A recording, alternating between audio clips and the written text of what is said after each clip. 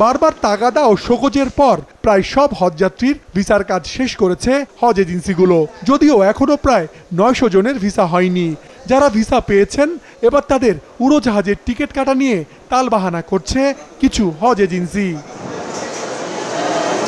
এখনো টিকিট নিশ্চিত হয়নি অন্তত 15,000 জনের। এর মধ্যে 8টি এজেন্সি তাদের কোনো হজযাত্রীরই টিকিট কাটেনি।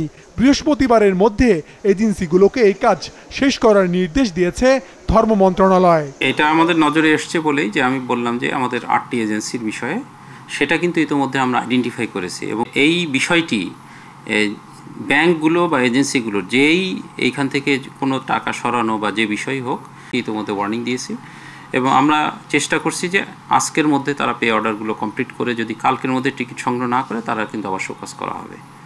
আমরা কিন্তু ভিসা যেভাবে আমরা ধারাবাহিকভাবে শেষ করাই নিয়ে আসছি, টিকিটও কিন্তু আমরা 2-1-এর মধ্যে শেষ করতে চাই। হজ এজেন্সিগুলোর সংগঠন হাব বলছে সব হজযাত্রী যেতে পারবেন।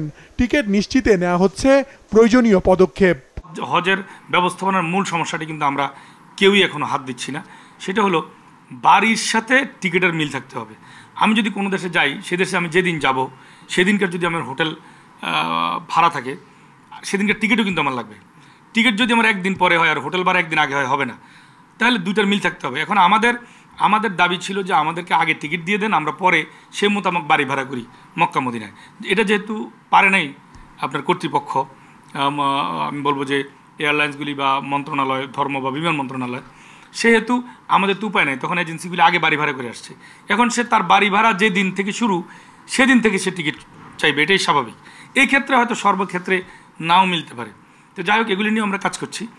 মূল কথা হলো এখন সবই টিকিট হবে এবং সবাই যাবে ইনশাল্লাহ। হজযাত্রার 2 সপ্তাহে সৌদি পৌঁছেছেন প্রায় 37,000 জন। যাওয়ার অপেক্ষায় রয়েছেন অন্তত 48,000 হজযাত্রী। 12ই জুন পর্যন্ত চলবে হজ ফ্লাইট।